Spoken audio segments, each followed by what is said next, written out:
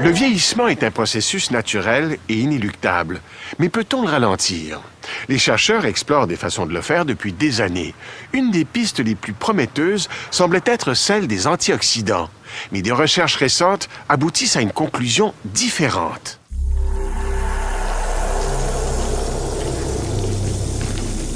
Un serpent qui zigzague à la recherche de sa proie. À première vue, on dirait un monstre. Mais rassurez-vous, la taille de l'animal est trompeuse. Elle est due au grossissement du microscope. Son nom, C. elegans. Le généticien Siegfried Ekemi connaît bien la bête.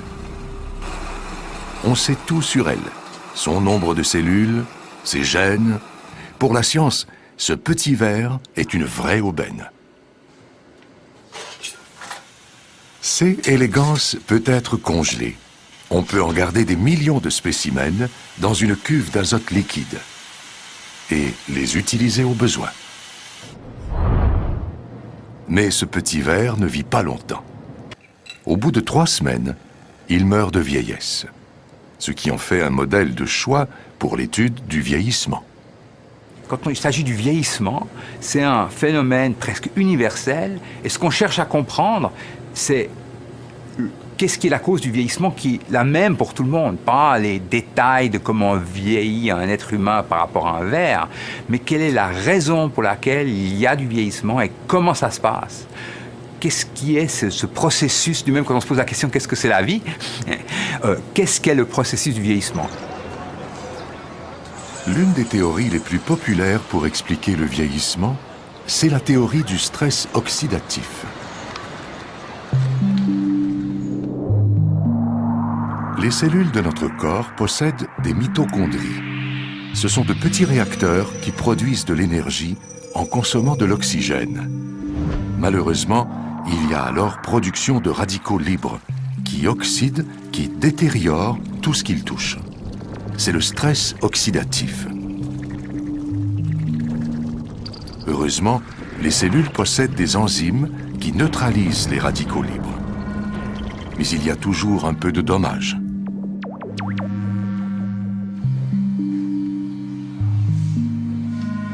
Selon la théorie du stress oxydatif, le cumul de tous ces dommages causerait le vieillissement. Aussi, bien des gens prennent des antioxydants en pilule, espérant demeurer jeunes plus longtemps. Il suffit d'aller en pharmacie pour s'en rendre compte. Toute une industrie est née autour des vertus anti-vieillissement des antioxydants.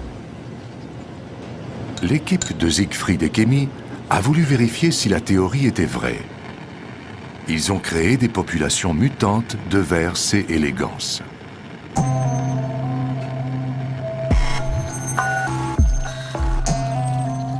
Dans les cellules de ces vers, des enzymes qui neutralisent normalement les radicaux libres ne fonctionnent pas. Résultat, plus de radicaux libres en liberté, plus de dommages, plus de stress oxydatif. Et on suppose une vieillesse accélérée, une vie plus courte. Quand on augmentait le stress oxydatif chez les vers, en enlevant, en empêchant la fonction de certaines enzymes qui normalement détoxifient le stress oxydatif, on n'avait pas d'effet sur le vieillissement. Les animaux ne vivaient pas plus court, comme on aurait prédit que ce qui devait se passer si la théorie du stress oxydatif était vraie. Plus étonnant encore, une population de vers a même vécu plus longtemps. Dans ce cas, les radicaux libres ont tellement fait de dommages qu'ils ont détérioré les mitochondries. Celles-ci ont fonctionné au ralenti, ce qui a allongé la vie des vers.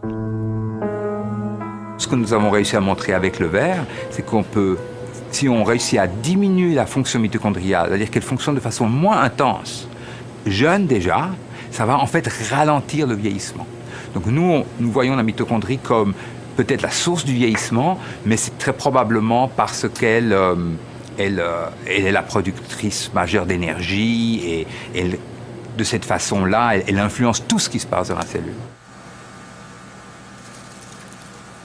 Après les vers, Siegfried et Kémy mènent des expériences similaires sur des souris, des animaux beaucoup plus près de l'humain.